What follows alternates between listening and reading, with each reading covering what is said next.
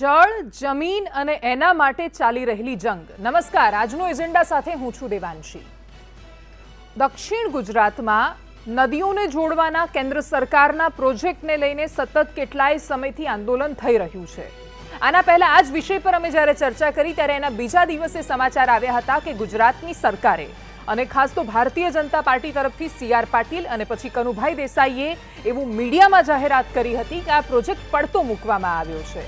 એના પછી અમે પણ વિચાર્યું કે ગુજરાત સરકાર માની ગઈ છે, આદિવાસીઓની માંગને સ્વીકારવામાં આવી છે, પણ વાત તો એવી હતી નહીં. આજનો એજન્ડાના સવાલ સાથે ચર્ચાની શરૂઆત કરવી છે. વાત જાણે એમ છે કે દક્ષિણ ગુજરાતથી લઈને આની શરૂઆત થવાની છે. આ એક મહત્વાકાંક્ષી કેન્દ્ર સરકારનો પ્રોજેક્ટ છે જેની ઘોષણા કેન્દ્રીય મંત્રી નિર્મલા સીતારામણે બજેટ સત્રમાં કરી હતી. બજેટ દરમિયાન પણ આની વાત આવી હતી. નદીઓને જોડવાનો આ પ્રોજેક્ટ છે. એનો હેતુ બહુ જ ઉમદા છે. આ યોજના જ્યારે કાગળ પર વાંચીએ ત્યારે પણ આપણને લાગે કે બહુ જ સુંદર આયોજન છે કે જેથી નદીઓનું જળ સંચય એની ક્ષમતા વધશે, એક નદીનું પાણી બીજા ક્ષેત્ર સુધી પહોંચી શકે, કેટલાય ડેમ બનાવવામાં આવશે, નહેરો વચ્ચે બનાવવામાં આવશે, તાપીનું પાણી નર્મદા સુધી, નર્મદાનું પાણી ઉત્તર ગુજરાત સુધી, કચ્છ સુધી એમ પહોંચાડવાની અદ્ભુત આ યોજના છે જો કાગળ પર આપણે સમજીએ તો.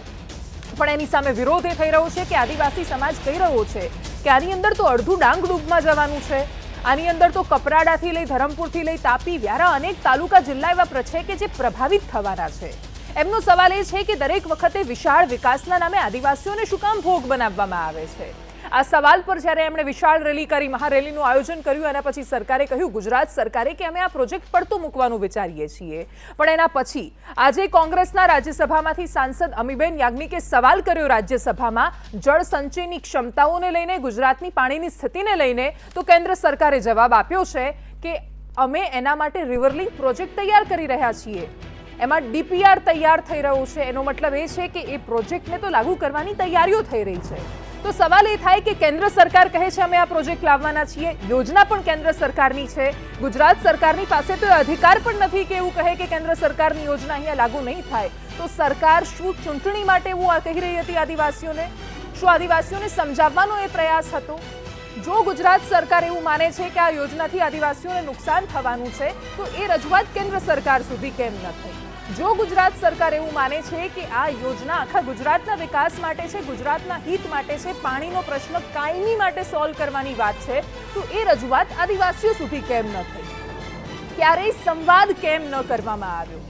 ક્યારેય એમને સમજાવવાની કોશિશ કેમ ન થઈ જે લોકો વર્ષોથી કોઈ પણ વિકાસની યોજના હોય, એ નર્મદા યોજનાથી લઈને તમે કોઈ પણ પ્રોજેક્ટ યાદ કરો, મોટા ભાગે આવી યોજનાઓ ડુંગરાળ વિસ્તારોમાં જ્યાં પ્રાકૃતિક સંસાધનો છે ત્યાં થતી હોય છે. અને એ વિશાળ વિકાસના નામે હાથીની નીચે કીડીઓ કચડાય એમ માનવામાં આવે છે. પણ દરેક વખતે એ કીડી જ્યારે આ સમાજનો આદિવાસી બની જાય ત્યારે એ સમાજ સવાલ કરે છે. તો એ સમાજને કેમ સમજાવવામાં ન આવ્યું કે આ યોજના તમારા હિત માટે છે? જો બધું જ સારું છે તો કેન્દ્ર સરકાર અને રાજ્ય સરકાર, અને એ પણ બંને એક જ પક્ષની છે, તો બંનેના જવાબો અલગ અલગ કેમ આવી રહ્યા છે? આ ગોળ ગોળ કેમ ફેરવવામાં આવે છે? આ સવાલ અમારે કરવો છે. પણ એ પહેલા જોઈ લઈએ અમારો સ્પેશિયલ રિપોર્ટ.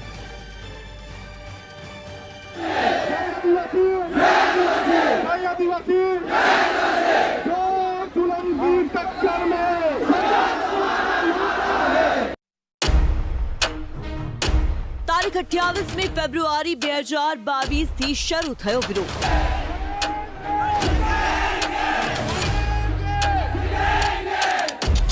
આજે 20 દિવસ બાદ દક્ષિણ ગુજરાતથી ગુંજેલી ગર્જના પહોંચી સંસદના ઉપલા ગૃહ સુધી. Three rivers of Gujarat, Tapi, Sabarmati and another river, all of them are having 20% below storage capacity.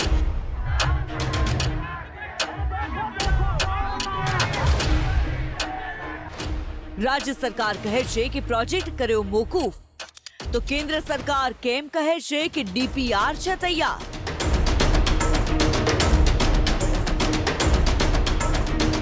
આજનો એજન્ડામાં કરીશું જળ, જમીન અને જંગ પર સીધી વાત.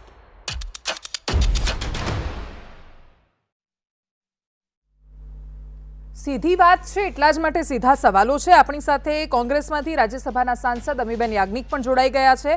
અનંતભાઈ પટેલ કોંગ્રેસના જ વાંસદાથી ધારાસભ્ય છે અને ખાસ તો આદિવાસી નેતા તરીકે આખું આંદોલન લીડ કરી રહ્યા છે, આગેવાની કરી રહ્યા છે. એ પણ આપણી પ્રોજેક્ટ વિશે. પણ એ પહેલા અમીબેનની પાસે એટલા માટે જવું છે કારણ કે અમીબેને આજે રાજ્યસભામાં એક સવાલ કર્યો. આ સવાલ આ રાજ્યમાં જે નદીઓ છે એની જળ સંચય ક્ષમતાને લઈને હતો. આ સવાલ એના માટે હતો કે આ રાજ્યની પાસે જો 20% કેપેસિટી વાળી નદીઓ છે, આ સ્થિતિ છે, તો એની પાસે શું પ્લાનિંગ છે કેન્દ્ર સરકારનો. અને એટલે સીધા અમીબેન તમારી પાસે શું જવાબ મળ્યો છે તમને સરકાર તરફથી રાજ્યસભામાં તમારા સવાલ પર? મારો પ્રશ્ન જળ શક્તિના મંત્રીજીને એટલો જ હતો કે જ્યારે પણ નદીઓના કી ઇશ્યુઝ ઉપર પ્રશ્ન પૂછવામાં આવે છે ત્યારે ઇન્ટરલિંકિંગ ઓફ રિવર્સ એટલે નદીઓને જોડવાના પ્રયાસો થઈ રહ્યા છે. આટલા અમે આ જગ્યાએ આ જાતની અમે વ્યવસ્થાઓ કરી છે અને એ જાતના વધારે જે જગ્યાએ જે પ્રદેશમાં વધારે વરસાદ પડતો હોય ત્યાં રેન હાર્વેસ્ટિંગ કરીએ છીએ, એવા બધા જવાબો મળતા હોય છે. પણ જે સ્પેસિફિક પ્રશ્ન પૂછાયો હોય કે નદીઓના જે બેઝિનમાં એટલે તટમાં જે જળ રહેવું જોઈએ દરેક નદીમાં, એના વિશે તમારે શું ઇશ્યુઝ છે અને તમે શું કરવાના છો, તો એમણે બધા જ જવાબ આપ્યા પણ આ જવાબ ના આપ્યો. એટલે મારે કહેવું પડ્યું, પૂછવો પડ્યો પ્રશ્ન સ્પેસિફિક. 2019માં સેન્ટ્રલ વોટર કમિશને એક ડિટેલ્ડ રિપોર્ટ આપ્યો છે અને એમાં એમણે 12 નદીઓ દેશની એના ઉપર સ્ટડી કર્યો અને સ્ટડી કરીને છેલ્લા 10 વર્ષમાં આ જે નદીઓના તટમાં જે પાણીનું સ્ટોરેજ રહેવું જોઈએ, જેને રિવર બેઝિનમાં વોટર લેવલ રહેવું જોઈએ, સ્ટોરેજ કેપેસિટી, એના ઉપર જે સમીક્ષા કરીને રિઝલ્ટ આપ્યું એમાં બતાવ્યું કે 12 નદીઓમાં 50%થી ઓછું પાણી રહે છે. પણ ગુજરાતની તાપી, સાબરમતી અને કચ્છની જે નદીઓ છે એમાં તો 20% જેટલું સ્ટોરેજ પાણી રહે છે જળ તટ ઉપર. અને એટલા માટે આ એક બહુ જ ગંભીર વિષય છે. એટલે એમાં કઈ ઇન્ટરલિંકિંગ એ જવાબ નહોતો. મંત્રીશ્રીએ જવાબ આપવાની જરૂર હતી કે આ કેમ એ લોકો જે મિનિમમ 40% 50% સ્ટોરેજ હોવું જોઈએ એ જળ તટમાં કેમ નથી રહેતું નદીઓમાં. તો તમે શું કરશો આ બધા ઇશ્યુઝને સોલ્વ કરવા માટે? તમારી પાસે કોઈ પ્લાન છે? અને આ કમિશને જો આટલું કમિશન રિપોર્ટ આખો આપ્યો હોય, બધા ફેક્ટર્સ લીધા હોય, બધા કારણો આપ્યા હોય અને પ્લાન પણ સૂચવ્યો હોય, તો એના અંગે મંત્રીશ્રીએ કોઈ જવાબ આપ્યો નહીં, પણ એમ કીધું કે અમે આ ઇન્ટરલિંકિંગ કરીને કામ આગળ વધારીશું. એટલે હંમેશની જેમ સાવ બિલકુલ પ્રશ્નને લગતો જવાબ નહોતો. અને એ બતાવે છે કે આપણા રાજ્યની જે નદીઓ છે એમાં જે કેપેસિટી છે રિવર બેઝિન સ્ટોરેજ વોટરની એ બિલકુલ ઓછી થઈ ગઈ છે અને એના ઉપર સરકારે જે ધ્યાન આપવાનું છે એ ધ્યાન નથી આપતા. બીજું પણ એમણે કીધું કે જવાબમાં કે સ્ટેટ અને સેન્ટ્રલનો સબ્જેક્ટ છે, એટલે હંમેશા એ વાત લાવીને કે રાજ્યનો વિષય છે ને નેશનલ વિષય છે, પણ એ જવાબ નથી હોતો. એટલે આના ઉપર પાણીના પ્રશ્ન વિશે અને કેવી રીતે કરે એનો જવાબ ના આપી શક્યા.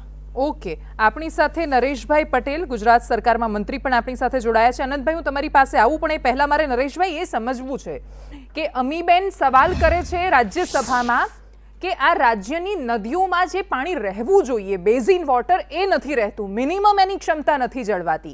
જવાબ મળે છે કે અમે રિવર લિંક પ્રોજેક્ટની તૈયારીઓ કરી રહ્યા છીએ, એના માટે ડીપીઆર તૈયાર છે.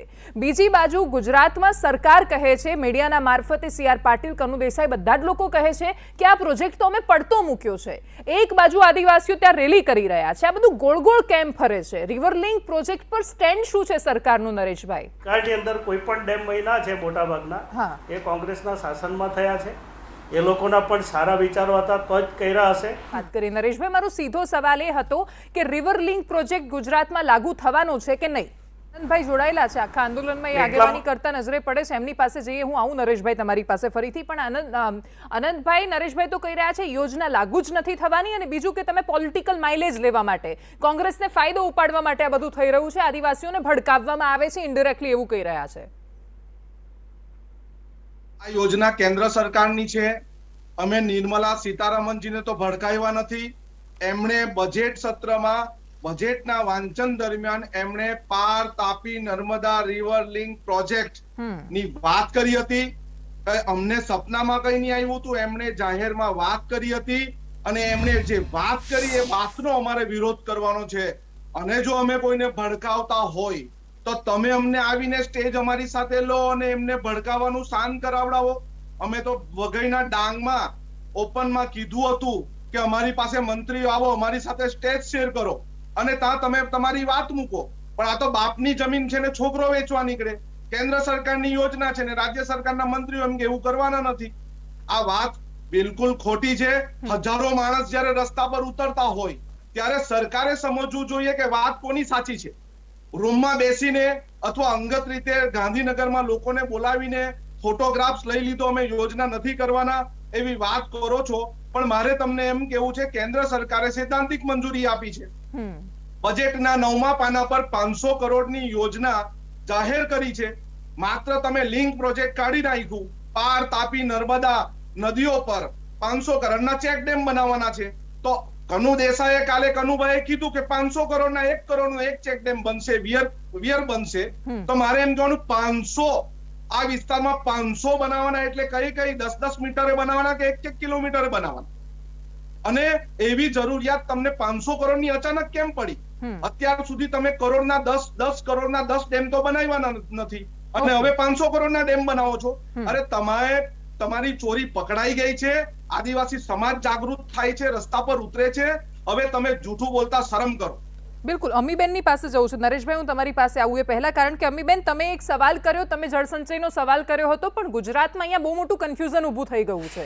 પ્રશ્ન એ છે કે સરકાર તમને ત્યાં જવાબ આપે છે કે ડીપીઆર તૈયાર છે, અત્યારે આખો ડિટેલ પ્રોજેક્ટ રિપોર્ટ કે કેવી રીતે લોકો રિવર લિંક કરવાના છે. એ બીજી બાજુ રાજ્ય સરકારના મંત્રી ના પાડી રહ્યા છે કે આવો કોઈ પ્રોજેક્ટ જ નથી. તમે ત્યાં છો, મારે એ પણ સમજવું છે કે કેન્દ્ર સરકારની યોજના રાજ્ય સરકાર કેવી રીતે ના પાડે છે કે અહીંયા નથી થવાનું આવું?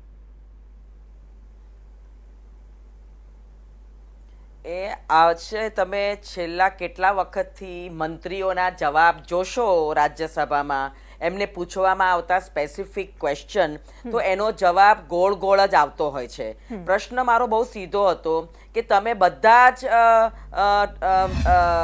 પ્રયોગોની વાત કરી કે તમે આ લઈ આવશો, આ પ્રોજેક્ટ લઈ આવશો, રિવર લિંકિંગ તો બજેટમાં પણ જણાવ્યું, પણ તમે આ 2019નો સેન્ટ્રલ વોટર કમિશનનો રિપોર્ટ કેમ નથી જોયો કે કેમ તમે નથી બતાવતા, જે કહે છે કે નદીઓની જળ સપાટી કે જળ તટમાં આટલું પાણી રહેવું જોઈએ જે સાવ ઓછું છે? એનો જવાબ મંત્રીશ્રીએ ના આપ્યો અને આ ગોળ ગોળ જવાબ આપીને આપણને ક્લેરિટી નથી આપતા. એટલે આ વસ્તુ જે રાજ્ય સરકાર ઉપર ઢોળી દે છે કે પ્રોજેક્ટ છે એવું કહે છે અને રાજ્ય સરકાર એમ કે અમે આ કોઈ કરવાના નથી, એ બતાવે છે કે સરકારની ઈચ્છા શક્તિ શું છે બંને જગ્યાએ, નેશનલ અને સ્ટેટ લેવલ. સરકાર તો એક જ છે, પણ તે છતાં પાણીનો આટલો વિકટ પ્રશ્ન છે તો એક સીધો સવાલ પૂછવા છતાં જવાબ નથી આપી શકતા. જો તમે એમને પૂછો કે સાબરમતીમાં 20% જેટલું જળતટ પાણી છે સપાટી પર, તટ ઉપર, અને આ 20% ના હોવું જોઈએ, ઓલમોસ્ટ ઇટ શુડ બી 50%, અને આના લીધે જે વોટરની અવેલેબિલિટી હોય એના લીધે આ પાણી રહેવું જોઈએ, એ અવેલેબિલિટી છે નહીં. એના લીધે ક્લાઇમેટ ચેન્જને પણ અસર થાય છે, એ પણ મેં પ્રશ્ન પૂછ્યો તો એનો જવાબ ના આપ્યો. અને આપણે આમ જોવા જાવ તો જ્યારે એમને જરૂર પડે ત્યારે આખો તટ ભરી દે છે પાણીથી, કારણ કે ત્યારે સી પ્લેન ઉડાડવું હોય છે. એટલે આ બધું જે છે એ લોકોને પાણી નથી મળતું એ વાત નક્કી છે. એમના જવાબો ક્યારે સ્ટ્રેટ હોતા નથી અને ગોળ ગોળ કરી કાં તો રાજ્ય સરકાર પર નાખે છે, કાં તો પોતે એમ કહે છે કે અમે આટલી બધી જગ્યાએ કર્યું, પણ એનો ઠોસ જવાબ નથી આવતો. નરેશભાઈ, આમાં સીધો સવાલ, પૂર્ણેશભાઈ થોડા દિવસ પહેલા કહેતા હતા કે આપણે સાપુતારાથી લઈને છે કે અહીંયા નર્મદા સુધી, સ્ટેચ્યુ ઓફ યુનિટી સુધી સી પ્લેન ઉડાડશું. સી પ્લેન કેવી રીતે ઉડાડશો? તમારે ત્યાં પાણી આપવું પડશે, ત્યાં તમારે ડેમ બનાવવો પડશે. જ્યાંથી નર્મદા ગુજરાતમાં પ્રવેશ કરે છે એવું હાફેશ્વર, કવાંટ તાલુકો, અને ત્યાં આજે પણ કેટલીય મહિલાઓ એવું હોય છે કે જે બેડા લઈને જતી હોય છે. જે આદિવાસી વિસ્તારમાં તમે કહો છો ત્યાં સૌથી વધારે પ્રાકૃતિક સંપદા છે એટલે પ્રોજેક્ટ ત્યાં આવે છે. એ વિસ્તાર તમને પણ ખબર છે, મને પણ ખબર છે કે કેમ એને અંતરિયાળ કહીએ છીએ, કેમ આજે પણ દાહોદની વાત આવે કે પછી ડાંગની વાત આવે આપણે એને કેમ પછાત જિલ્લાઓ કહીએ છીએ, કેમ ગણદેવીને આજે પણ આપણે પછાત તરીકે ઓળખીએ છીએ? કારણ કે એને પછાત વર્ષોથી રાખવામાં આવ્યા છે. હવે તમે જે પ્રોજેક્ટની વાત કરો છો, કેન્દ્ર સરકાર આજે રાજ્યસભામાં કહે છે નરેશભાઈ કે પ્રોજેક્ટ લાવવાનો છે. ક્લિયર તમારે કરવું પડશે અને આ લોકોને સમજાવવા પડશે. આ લોકો આનંદભાઈ પક્ષનું કામ કરે છે. હજારો લોકો જે આવ્યા એ થોડા કોંગ્રેસ પક્ષના ઝંડા લઈને આવ્યા હતા ત્યાં. તો કે હું ડાંગ અત્યારે હું પ્રભારી મંત્રી પણ છું, જ્યાં ભારત સરકાર દ્વારા જે શૌચાલય બન્યા છે એ શૌચાલયમાં વાપરવા માટે પણ પાણી નથી, સમજો એ પ્રકારની પરિસ્થિતિ પણ છે. અમે આજે ના, પ્રભારી અમેરિકા- મંત્રી છો નરેશભાઈ, અને તમે જ્યારે કહી રહ્યા છો કે એ લોકોને ત્યાં શૌચાલયમાં વાપરવા પાણી નથી, તમારી 27 વર્ષથી સરકાર છે, તમે પોતાની નિષ્ફળતા વર્ણવી રહ્યા છો. કોની જવાબદારી ગણીશું? ત્યાં ડાંગ જિલ્લામાં સૌથી વધારે ત્યાં વરસાદ પડે છે આજુબાજુ વિસ્તારમાં. એ વાત એ આજે લોકો બી માટે સવા તમે ચોઈ- જળ સંચયની હજુ વ્યવસ્થા કહું ન છું, કરી સવા શક્યા, ચોઈ- કુવા ના હજુ બનાવી કહું શક્યા, છું બેન, બોરથી પાણી ના હજુ પહોંચાડી કહું છું શક્યા, તો એ કોની કે સવા નિષ્ફળતા ચોઈ- નરેશભાઈ? સવા ચોઈ- એ વિકાસ મુદ્દે કોઈ પ્રશ્ન નથી, પણ આદિવાસીના વિનાશ પર જો વિકાસ કરવાના હોય તો અમને માફ કરજો. મારે નરેશભાઈને પણ પૂછવું છે, તમે 1-1 કરોડના કેટલા કઈ જગ્યાએ બનાવવાના છે, શું બનાવવાના છે, એક જગ્યાનું નામ તો તમે આપો. વઘઈમાં તમે કેટલા બનાવવાના છે? 1 કરોડનો ચેકડેમ એટલે કેટલો થાય? અત્યારે જે અમારા વિસ્તારમાં ચેકડેમો થાય છે, 10 લાખ ને 12 લાખના ચેકડેમો થાય છે, એનાથી પાણીનો સંગ્રહ થાય છે. નરેશભાઈ કદાચ ભૂલી ગયા હશે, પણ સિંચાઈના ચેકડેમોની બારી ચોરાઈ જાય છે, સિંચાઈના ચેકડેમોની બારીઓ ચોરાઈ જાય છે, બારીઓ ખસેડી જાય છે. ચેકડેમો અત્યારે પણ જર્જરિત છે, તેના માટે કોઈ અલાયદું આયોજન કર્યું નથી ને અત્યારે તમને પ્રેમ આવી ગયો છે. અરે ડાંગ અડધું ડુબાણમાં જવાનું છે, સમજો. વન્ય સૃષ્ટિ ડુબાણમાં જવાની છે, સમજો. તમે કઈ પણ આદિવાસીની ચિંતા હોય તો આદિવાસી સમાજની ચિંતા કરો, વન્ય સૃષ્ટિની ચિંતા કરો, ડાંગ કપરાળાની ચિંતા કરો. મારે તમને સીધું પૂછવું છે કે તમે ના પાડો છો, અને આજે જ્યારે રાજ્યસભાનો પ્રશ્ન હોય તેમાં હા પાડે છે. 15મી માર્ચે જ્યારે પ્રશ્નોત્તરીની વાત હતી, અમારા દંડક શ્રીજે ચાવડાનો સીધો સવાલ હતો, એમાં છાપ્યું છે કે અમારી પાસે ડીપીઆર તૈયાર છે, કેટલું પાણી વહી જવાનું છે દરિયામાં એના વિશેની માહિતી આપી છે. સુનિલ ગામિતે સવાલ પૂછ્યો છે 15મી માર્ચે, એનો છાપેલો જવાબ આપ્યો છે, જે ફ્લોર પર નહીં આવ્યો પરંતુ એમાં જવાબ આપ્યો છે. જરાક તમે આદિવાસીની ચિંતા કરો. આદિવાસી સમાજ ને મારે એમ પણ કેવું છે, પાણી લઈ જાય, પાણી વાપરો, એના માટે અમે કોઈ દિવસ કોઈને કશું કહેતા નથી. અત્યાર સુધી અમે અમારું જંગલ આપ્યું છે, અમારું ખનીજ આપ્યું છે, અમે કોઈને ના નથી પાડતા. પરંતુ જ્યારે અમારા લોકો ડુબાણમાં જતા હોય ત્યારે અમારો પ્રશ્ન બને છે. ફોરેસ્ટ એક્ટના કાયદા હેઠળ કપરાડા, ધરમપુર, વ્યારા, સોનગઢ, નિઝર, ડાંગ બધે જમીનો આપી છે. એમણે જમીનો આદિવાસી સમાજે મહા મહેનત કરીને સરખી કરી છે. અત્યારે 2-5 વર્ષથી એનો ખેત પેદાશ લેતા થયા છે. ત્યારે મારે કેવું છે, હવે એ આખો વિસ્તાર વિસ્થાપિત, આખો વિસ્તાર ડુબાણમાં જવાનો. તમે અત્યારે સાપુતારાની હાલત જોવો. સાપુતારા નોટિફાઈડ એરિયો જાહેર કર્યો, તે પછી ત્યાંના જે લોકો હતા એને સાઇટ પર નવા ગામ કરીને એમને વસાવવામાં આવ્યા. આજે નવા ગામના કોઈ પણ નાગરિક ગ્રામ પંચાયતમાં, તાલુકા પંચાયતમાં અને જિલ્લા પંચાયતમાં મત નથી આપી શકતો સાહેબ. આવી પરિસ્થિતિમાં એ છે, ત્યાં ગ્રામ પંચાયત પણ નથી. જ્યારે નોટિફાઈડ એરિયો કર્યો, તમે વિસ્થાપિતની જગ્યાએ જાઓ, તમે બોરખડીમાં જાઓ અને ત્યાં ઉકાઈના વિસ્થાપિતોની હાલત જોવો. આ જો હાલત અમારી થવાની હોય, અમે પાણી પહેલા પાર બાંધીએ છીએ ને અમારી લડત આ મુદ્દે ચાલુ રહેશે. ઠીક છે, હાલ વિરામનો સમય થયો છે, બ્રેક લેવો પડશે એટલે આપણે રોકી રહીશું. પણ એક સવાલ, આ પાણી પહેલા પાળ છે કે પછી કાલ્પનિક ભય સતાવે છે? કારણ કે રાજ્ય સરકાર કહી રહી છે, પણ બીજી બાજુ સવાલ એ છે કે રાજ્ય સરકાર, કેન્દ્ર સરકાર બંનેની વાતો બહુ જ અલગ છે, બધી ક્લેશ થઈ રહી છે, ગોળ ગોળ જવાબો મળી રહ્યા છે. જો રાજ્ય સરકાર સાચી છે તો આ જો આદિવાસી સમાજનું સંમેલન હોય, આંદોલન હોય, તો સરકારે સ્પષ્ટતા કરવી પડશે. કારણ કે એ યોજના વાંચ્યા પછી આ ગુજરાતનો દરેક સામાન્ય માણસ કહે છે કે આ અદ્ભુત યોજના છે, આ ગુજરાતની સુખાકારી માટે જ છે, યોજના બહુ સારી છે.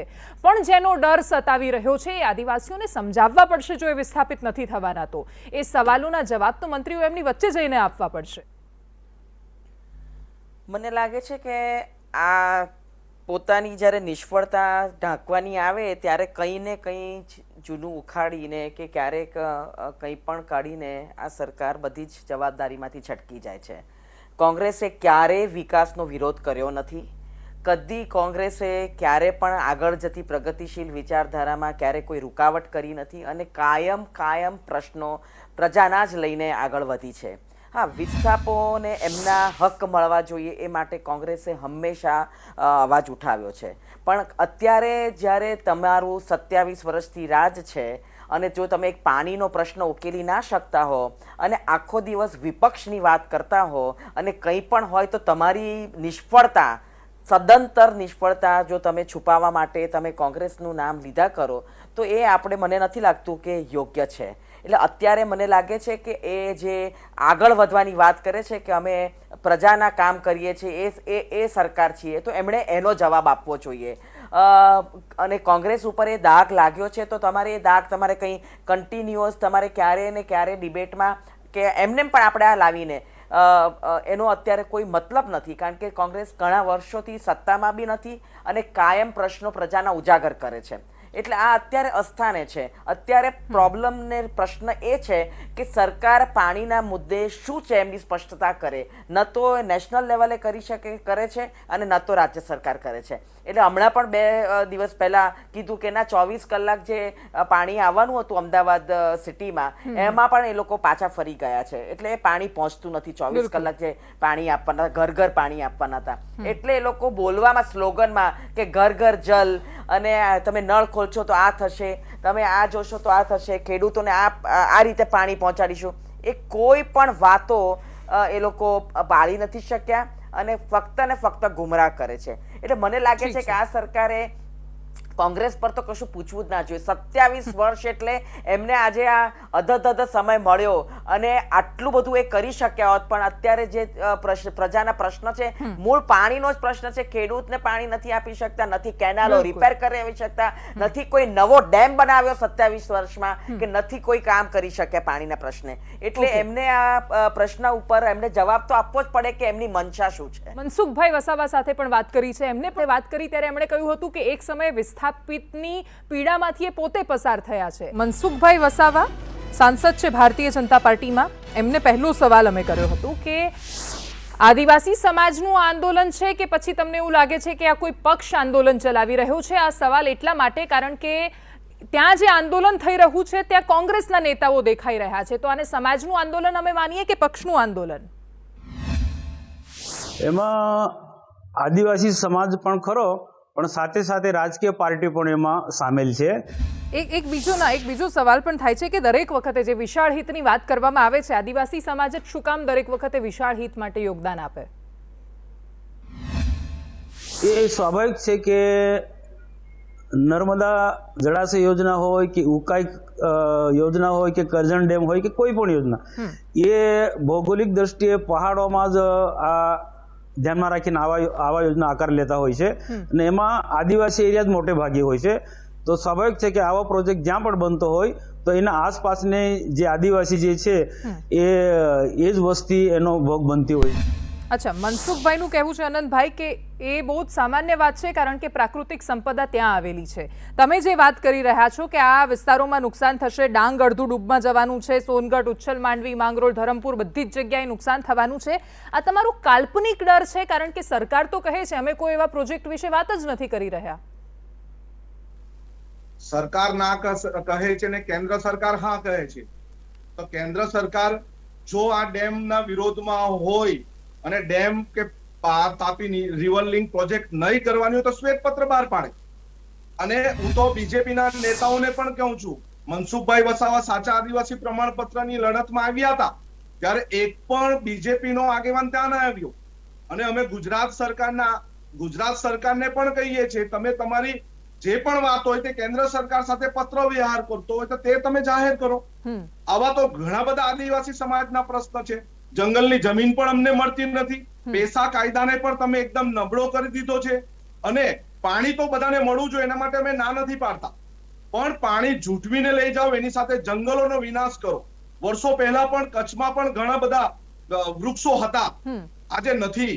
આજે આ જ બધા વૃક્ષો ડુબાણમાં જવાના. વૃક્ષો ડુંગરોને કારણે વરસાદ પડે છે, મારા તમારા કે નરેશભાઈના કારણે વરસાદ નથી પડતો. અને પ્રાકૃતિક જેટલી પ્રાકૃતિક અહીંયા વન છે એનું સંસાધનનું બધી જ વસ્તુનું અમે જ આદિવાસી સમાજે એનું સંચય કર્યો છે, એનો પાલન પોષણ કર્યું છે અને એને અમે સાચવી રાખી છે. પરંતુ જો કોઈ તમે જૂટવીને કોઈને આપવાના હોય અથવા કોઈનો વિનાશ કરીને એની પાસે લઈ લેવાના હોય તો એ એવા વિકાસને અમે માનતા નથી. વિકાસ દરેક જગ્યાનો હોય, દરેક વસ્તુનો હોય. આખા શરીરમાંથી એક અંગનો વિકાસ નહીં થયો હોય તો એને દિવ્યાંગ કહી શકીએ છીએ આપણે. તેવી જ રીતે આખા સમાજમાં આદિવાસી સમાજનો શું વિકાસ કર્યો? 27 વર્ષના રાજકારણમાં તમે ડાંગને પાણી નહીં આપી શક્યા, ત્યાં ટોયલેટ જવા માટે પણ પાણી નથી એવી વાત કરતા શરમ આવી જોઈએ. તમારે ત્યાંનો વિકાસ, ત્યાંની કેટલી શાળાઓ જર્જરિત છે તેને તમારે બનાવવી જોઈએ. આરોગ્યના સંસાધનો નથી એને બનાવવા જોઈએ. એને બનાવતા નથી, પરંતુ અહીંનું પાણી તમે લઈ જવા. ઓકે અહીંનો પણ એટલો જ વિકાસ કરો ઓકે, ઓકે. જેટલો બીજા વિસ્તારનો વિકાસ કરતા હોય. ઠીક અહીંયા છે. પણ ઠેર ઠેર ટાવર નાખો, મોબાઈલ આપો, ઓનલાઈન શિક્ષણ જ્યારે ચાલતું છે ત્યારે એના માટે નથી, પણ અહીંનું પાણી લૂંટી જવાનું, અહીંનું બિલકુલ પાણી બિલકુલ ચોરી જવાનું, એ અહીંથી સવાલને લઈ હા જવાનું. બિલકુલ તમે બિલકુલ લોકોને બિલકુલ વિશ્વાસમાં લો. નરેશભાઈ એસા પાસે જવું છે. હા. સ્પષ્ટ ઉલ્લેખ કર્યો છે, ગ્રામ સભાની પરવાનગી વગર તમે નથી કરી શકતા, હા. પણ એનું પાલન નથી કરતા. અત્યારે હા, બિલકુલ. ટ્રાઇબલ એડવાઇઝરી કાઉન્સિલમાં એનો મુસદ્દો પસાર કરવો જોઈએ. ઓકે ઓકે હું કેવડિયાનો આવું આનંદભાઈ મુસદ્દો ફરીથી પસાર આવું કરવો જોઈએ, એ બી પસાર નરેશભાઈની નથી પાસે કર્યો. જવું છે બિલકુલ તમે અંબાજી યાત્રાધામનો મુસદ્દો પસાર કરવો જોઈએ, એ બી ફરીથી પસાર નથી કર્યો. બિલકુલ, એક ફરીથી દોઢ આવો. વર્ષ થવા છતાં બી ટ્રાઇબલ એડવાઇઝરી કાઉન્સિલની મીટિંગો નથી કરતા. ઓકે. તો શું આવી રીતે તમે આદિવાસીનો વિકાસ કરવાના? અચ્છા એક નરેશભાઈ કરોડના- પૈસાનું એક શ્રેય કરોડના- વારંવાર લેવાય છે પૈસાનું શ્રેય વારંવાર લેવાય છે કે અમારી સરકારમાં અમે આદિવાસીઓ માટે આ કર્યું, પણ ના ગ્રામ સભાની મંજૂરીથી લઈ ઘણા બધા પ્રશ્નો છે એની અંદર એમને સમજાવો, એમને વિશ્વાસમાં લો. જો એ લોકો ખોટા છે તો એમને સમજાવો કે અનંતભાઈ એમને ગેરમાર્ગે દોરે છે, કેમ કે એ મંચ પર તો કે કોઈ નેતાઓએ ખેસ નહોતો પહેર્યો પક્ષનો. એ લોકો એવું કહી રહ્યા છે કે અમે તો આદિવાસી સમાજનું આંદોલન કરી રહ્યા છીએ, તો તમારે ત્યાં જઈને સમજાવવા પડશે એ લોકોને કે આનંદભાઈ ગેરમાર્ગે દોરે છે તમને. કહું છું કે અનંત હજુ કહું છું તમારી કે દાણા હજુ તો જમીનો આપવાની. એ 4 વર્ષથી અત્યારે 4.5 વર્ષથી ધારાસભ્ય છે, એને વિરોધ કરવા સિવાય કઈ કાર્ય કર્યું મારા નથી. મારા અત્યારે જે વિરોધ રસ્તે આવે છે, કયા રસ્તા પરથી આવે છે? આ રાજ્યની અંદર આદિવાસી આનંદભાઈ, એક મિનિટ, એ બોલી લે પછી તમે જવાબ આપજો. આનંદભાઈ, તમે સરકારમાં બેસેલા હોય, હું પણ એક ધારાસભ્ય છું. કદી કોઈ કામમાં વિશ્વાસમાં લીધું છે કોઈ દિવસ? સાપુતારાના કામ વ્યવસ્થિત કોંગ્રેસ જગ્યામાં તારી વિસ્થાપિત ગ્રામ કરી છે, એને પંચાયતને હોદ્દો પણ આપો, અમે તમે વળતર લોકો આપ્યું છે. મત આપવાનો અધિકાર તમારા નથી આપો. અત્યારે ગ્રામ હજારો પંચાયત, દાખલા આપી જિલ્લા શકું પંચાયત અને કે તાલુકા કોંગ્રેસના પંચાયતનો સમયે અધિકાર આપો. વિસ્થાપિત થયેલા 47 વર્ષથી એને શું અમે કરો છો? વળતર આપ્યું છે. ગોરખડી તમે વિહારમાં વળતર પણ ગોરખડીના આપી શક્યા વિસ્થાપિત થયેલાને નથી. શું કહ્યું એને છે તમે સારી આપ જગ્યાએ સુધી? રાખી શક્યા પાણી આપવા માટે અમે હજી 1000 કુવા કરી ખબર છે સાહેબ કુવા કેવા છે? આવનારા દિવસોમાં કુવામાં કેટલો નાના નાના ભ્રષ્ટાચાર છે મને ખબર છે. હજુ પણ કહું છું પ્રધાનમંત્રી કે તમે કૃષિ સહાય હજુ યોજનામાં તમે 20,000 કુવાઓ કરી રહ્યા છે. એ 53 કુવાઓ કેવા છે અમને જમીન ખબર, અમે આપી જોયા છે. શક્યા. ઓકે. તમે આનંદભાઈ, તમે એકદમ ત્યાં જમીન જઈને આપી બોલેલા કે નથી. વરસાદનું પાણી તમે પડીને આદિવાસી કુવા આનંદભાઈ, એક નાખે. મિનિટ, આ એક તમારી મિનિટ. માનસિકતા છે. શું એના માટે આદિવાસીનું બોલવું કર્યું છે તમે? ભૂગર્ભ ટાંકા નાખવા અને પડે, તમે કુવા નહીં બનાવાય. આદિવાસીમાં આવો ને, હું હજુ પણ તાકાતથી કહું બ્લાસ્ટિંગ છું તમે કરો કે છો, 2022 કોઈ માં વન્ય તમને વિસ્તારમાં થઈ મળશે. શકે? એક પણ સીટ ગેરકાયદેસર મળશે. આ બ્લાસ્ટિંગ ઓકે કરી ઓકે દીધું. ઓકે ઓકે નહીં, નહીં. મારે નરેશભાઈને એટલું જ પૂછવું છે, તમે 27 વર્ષમાં ડાંગના લોકોને ટોયલેટ જવા માટે પણ પાણી નથી આપી શક્યા, તો આવી સરકાર તમે ચલાવો છો. તમે આખા આદિવાસી વિસ્તારના પટ્ટામાં તમે કેરોસીન નથી આપી શક્યા. તમે નરેશભાઈ, આખા એક મિનિટ. આદિવાસી વિસ્તારની તમે વાત કરો, અને ત્યાં ચેકડેમ મોબાઈલ દ્વારા જ નેટવર્ક પાણી નથી. આપણે આપવું તમે પડે. આખા આદિવાસી કોઈ ડેમ વિસ્તારની વાત બનાવીને કરો, પાણી નથી 700 આપવાના, જેટલી ચેકડેમ બનાવીને આપવાના છીએ. 6000 જેટલી શાળાઓ તમે મર્જ કરવાના નામ આ બધી વાત પર નહીં જાઓ. આજે river- આ તમારી હા, આજે સરકારની exactly, સિદ્ધિ છે. આજે તમે પાણી પર મને- ચર્ચા. તમે મને આરોગ્ય સેન્ટરની વાત કરો. ઓકે કેટલા ઓકે PHC માં ડોક્ટર આનંદભાઈ, હવે ખાલી છે, એમને કેટલા સાંભળી CHC લઈએ. માં ડોક્ટર આનંદભાઈ, ખાલી છે. આનંદભાઈ, વચ્ચે બોલ્યા વગર એમને સાંભળી લઈએ. હજુ કહું છું, મારે આ જે પૂછવું છે વાસ્તવ તમને. વિસ્તારમાંથી આવે છે, જંગલી જમીન તમે એક આટલા પણ વર્ષમાં PHC કેટલી બતાવો આપી? કે ત્યાં ડોક્ટર નહીં હોય. 2 એક મિનિટ, એકર 3 એક એકર મિનિટ. કરતા આવતા તેને બે એક ગુંઠા જ તમે છું. જમીનો આનંદભાઈ, આપી. આનંદભાઈનો અવાજ, કહેવાય. આનંદભાઈ, તમારો અવાજ હું ડાઉન કરી રહી છું. જ્યારે ડાંગમાં હમ. ના વઘઈમાં જ્યારે આંદોલન લઈ ગયા હતા, ત્યારે અમે જાહેર મંચ પરથી કીધું હતું આ કોઈ પાર્ટી પક્ષનો કાર્યક્રમ નથી, અને મેં બધા મંત્રીઓને પણ આમંત્રણ આપ્યું કે હું ગેરમાર્ગે દોરતો હું તો તમે અમને રસ્તો બતાવો, તમે અમને માર્ગ બતાવો, પરંતુ આજે કોઈ પણ મંત્રીઓ આવ્યા નહીં. મારે સીધી વાત કરવાની છે, વિકાસના કામોની વાત હોય છે, પરંતુ જો તમે બંધારણને લઈને નહીં ચાલતા હોય, પેશા એકમાં સ્પષ્ટ ઉલ્લેખ છે કે ગ્રામ સભાની પરવાનગી વગર તમે કોઈ પણ પ્રોજેક્ટ આદિવાસી વિસ્તારમાં ન લઈ જઈ શકો, તો ગ્રામ સભાને કેમ તમે ગ્રામ સભાને પૂછ્યું નહીં? અને આ બધી વાતો કરો છો. જ્યારે કેવડિયાની વાત હોય ત્યારે પણ એ થયું છે, જ્યારે હવે અંબાજી નો પ્રોજેક્ટ થાય છે ત્યાં પણ અમુક ગામો વિસ્થાપિત થવાના છે. દાહોદમાં પણ મુંબઈ દિલ્હી કોરિડોર જાય છે, 33 ગામો ત્યાં વિસ્થાપિત થવાના છે. રતનમહાલમાં પણ રીછ અભયારણ્ય બનવાનું છે. આ બધા પ્રોજેક્ટો એવી રીતે પ્રવાસન ધામ બનાવવા માટે જો લઈને આવવાના હોય તો અમારે એવો વિકાસની શું જરૂર છે? અમે રહીએ છીએ, જીવીએ છીએ શાંતિથી, અમને એ જીવન અમારું અમને પણ ગમે છે. આનંદભાઈ, તમે ત્યાં વ્યવસ્થા ઊભી કરો. વિસ્થાપન કર્યા વગર જો લાર્જર પર્સપેક્ટિવમાં વિશાળ હિત માટે જો વિસ્થાપન કર્યા વગર આદિવાસીઓને નુકસાન પહોંચાડ્યા વગર આ યોજનાઓ આવતી હોય તો પછી શું વાંધો છે? પણ 500 કરોડના 500 ડેમ કઈ રીતે ત્યાં બનાવવાના? અમે તો સ્થળથી પરિચિત છે, અમે સ્થળમાં જઈ આવ્યા છે, ગામે ગામ ફરી આવ્યા છે, અને અમે એક ચૂંટાયેલા ધારાસભ્ય તરીકે અમારે લોકોની સાથે રહેવાનું હોય છે, વિરોધ પક્ષમાં છે એટલે લોકોની વ્યથા અમારે સરકાર સુધી લઈ જવાની હોય છે. ઘણીવાર એવું થાય છે વિરોધ પક્ષ કઈ કરતો નથી એટલે અમે શું કરવાના, એવું પણ લોકો મંત્રીઓ વાતો કરે છે. ત્યારે વિરોધ પક્ષના જેટલા પણ ચૂંટાયેલા ધારાસભ્યો છે જેના ત્યાંથી આ પ્રોજેક્ટ જાય છે, હવે એ આવે છે તો સર્વસામાન્ય છે. તમે આવો, તમને આવતા કોને રોક્યા છે? અમે કોઈ જગ્યાએ કોંગ્રેસના ખેસ નથી પહેર્યા, કોંગ્રેસના ઝંડા નથી માર્યા. અમે વિધાનસભામાં પણ આ પ્રશ્ન લઈને જવાના છે અને 25 તારીખે જ્યારે અંતે પણ છૂટી રહ્યું છે. અને એ સવાલ એ છે કે પ્રોજેક્ટને લઈને કેન્દ્ર અને રાજ્ય સરકારના જવાબો વિસંગત છે, અલગ અલગ જવાબો છે. આદિવાસી સમાજ જે આજે આંદોલન કરી રહ્યો છે, જો એ મુદ્દાઓ ખોટા છે તો સમજાવવાની જવાબદારી આ રાજ્યની સરકારની અને આ રાજ્યના આદિવાસી મંત્રીઓની છે. નરેશભાઈ પટેલ સહિત બધા જ મંત્રીઓ જે વિસ્તારમાંથી આવે છે એમની જવાબદારી છે. જો એમને જઈને સમજાવો તો વિશાળ હિત માટે વિકાસના કામો થવા જરૂરી છે. આ પ્રોજેક્ટ એનો વિચાર અદ્ભુત છે, પણ જો બહુ જ બધા લોકોના ભોગે આ થવાનું હોય તો પછી એ લોકો તો આખો દિવસ તો કેવી રીતે ચલાવશે? આપણે વર્ષોથી જોતા આવ્યા છીએ કે જ્યાંથી નર્મદા નીકળતી હોય ત્યાં બાજુના ગામમાં પાણી ન પહોંચતું હોય ને ત્યાંથી એ પાણી નહેરોથી છે કચ્છ સુધી આપણે પહોંચાડવાની વાત કરતા હોય તો એને અન્યાય ન કરાય. નમસ્કાર.